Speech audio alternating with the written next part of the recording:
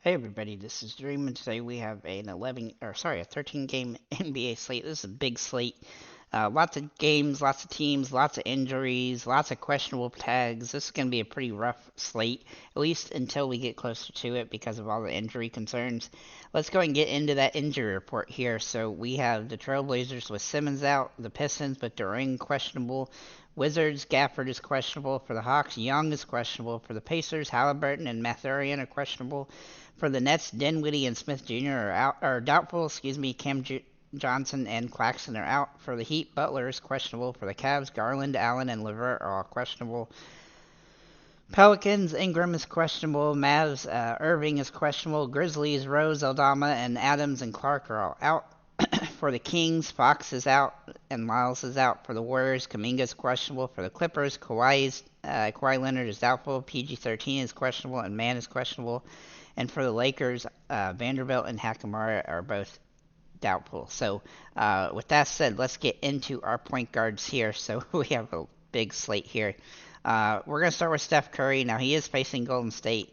He is facing the Sacramento Kings, and he's torched the Kings a lot. Fox being out definitely gives him actually some more upside, though that could slow the game down slightly.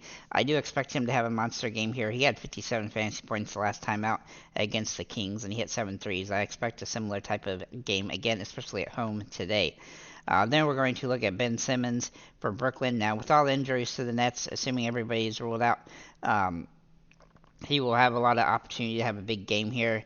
He has some good potential as he's had a lot of rebounds and assists so far this season. In fact, he's almost had a triple-double in every game. The points are usually the hardest part, but he's been really close on that as well. So he's got a lot of upside in this game, and his price is still pretty good. So I think he's a good opportunity, especially with the fact that he gets lots of assists and rebounds. Really does give him a big boost. Then we'll look at Marcus Smart for Memphis. Now, he has an interestingly tough matchup here against Utah, and he has been a little bit up and down so far this season, but his price is still pretty fair, though I do think this is probably about where it caps out for the season. For most of the year, he does have a tougher matchup, but I do like his upside based on the information that we have so far, at least. Then we're going to look at Drew Holiday for Boston. Now, he's been slightly overpriced, but he is capable of big games. He's had one game that was really good, and then two that he kind of was secondary. But overall, he does have good potential here, and he is getting a decent, day-to-day situation. So today against Indianapolis, that definitely gives him a lot, or Indiana, excuse me, it definitely gives him a lot of upside, and he is a considerable option on the slate.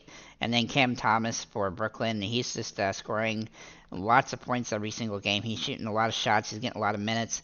I do like that, so that gives him a lot of potential today. He's had 30 points in all 3 games so far, and he only needs 33 fantasy points to pay off, so he only needs to get a couple assists and rebounds to really round it out. So I do think he's definitely capable of a big game, though the matchup is a little bit of a concern because he is facing the Heat, which is one of the slowest teams in the NBA. So then we're going to look at shooting guard, and we'll look at Shaden Sharp here. He's been solid with Simmons out, and I look for that to continue here. He's just a pretty solid option.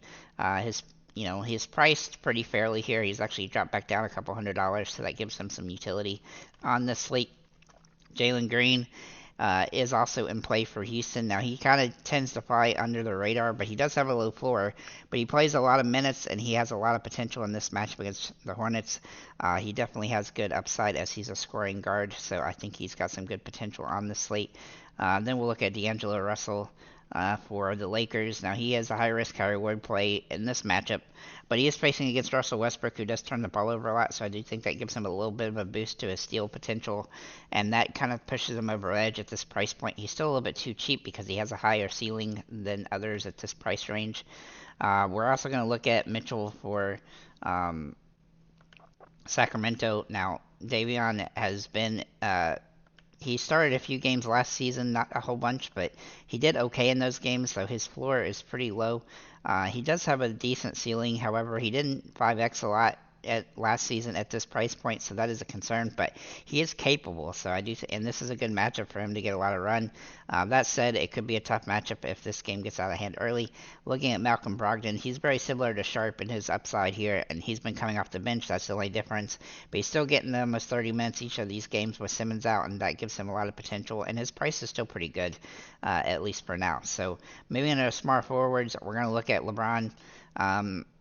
James, as long as he's under $10,000, he's still in play, though he has a lower floor because his minutes have been a little bit more inconsistent because he's trying not to play as many minutes. But with that said, he's still getting a lot of opportunity, and if the game stays close, and this is a game that he's going to want to win against the Clippers, that he will be in there in the fourth quarter trying to win the game, which will give him a lot of a boost at the end. So he definitely has 55, 60 fantasy point potential in this one, and I do think he's a viable option on the slate as a result. Then we'll look at Jaylen Brown. He definitely feels a little bit safer than Tatum today. They tend to go back and forth to some extent, but his price is just too cheap right now. And so while he has that cheap price, he's definitely in play. I do expect his price to rise as the season goes, but obviously the Celtics are trying to figure out how to use their big four at this point. But get him while he's cheap. Then we'll look at Lonnie Walker for the Nets. Now he's also in a good position due to the Nets injuries, and he played really well in the 2 games he's played so far, and I look for that to continue. Though he's not nearly as cheap as he was, he's still a good option on this slate. Ezra Thompson for Detroit is one of the few rookies that has really played pretty well every game so far this season, and even in the tougher matchups, he's managed to play well. So his price is still pretty solid. If his price starts to rise, then he'll definitely be harder to roster. But right now, he looks like a pretty nice option that can play small forward or power forward. Moving into the power forwards, we'll look at Jaren Jackson Jr. Now, this does hinge on the questionable guys being ruled out here because he kind of takes the back seat more whenever other guys are playing, but he definitely has some good utility in this matchup. Though it is a tougher matchup, he should have 40 fantasy point or more in this one, assuming that the lineup stays the same. So we'll have to wait and see. But if he can get a double-double too, that would definitely boost his fantasy output here, as he hasn't had one yet this season, which is a little bit of a surprise. Then we'll look at Jalen Johnson here for Atlanta. Now he's been a big surprise so far this season, and his minutes are increasing. He's playing pretty well. His price has also popped up some, but while his price is still higher than it has been, he's still in a pretty good range. He just needs 27 fantasy points to pay off here, and he's actually met that in just about every game so far. And he definitely has some good utility here on this slate against this matchup against Washington, who can't really stop anybody. Then we'll look at John Collins, the former player from Atlanta. He's played really well in Utah so far. He's getting plenty of minutes, and his fantasy output has actually exceeded his price in all 4 games he's played so far, and his price has still not gone up very much. So while it stays in this range, he's going to have a lot of opportunity as he's close to double-doubles in every single game. He missed it by 1 rebound in the last game against Denver, but that was against Denver. This is a little bit easier matchup for against Memphis than Denver was, so I look for him to have some opportunity to have a solid game here. And hopefully he can get that 5 to 6x that we would like out of him on this particular slate. We'll also look at Giannis for Milwaukee. Now he has some really nice upside in this matchup. He hasn't hit that 55 plus mark yet, but he is capable of it, and this is a good matchup for him to do it. He had actually kind of a weirdly difficult matchup against Miami, but he still did okay in that one. Though the assists are down, which is a little bit of a concern, but part of that's due to Lillard being a ball handler. But I look for him to kind of get back into what he normally does as the season progresses, and maybe the price will come down a little bit if he doesn't get the assists like he usually does. But he is capable of a big game here, and so I like his upside. And then Lauri Markkanen for Utah also in play.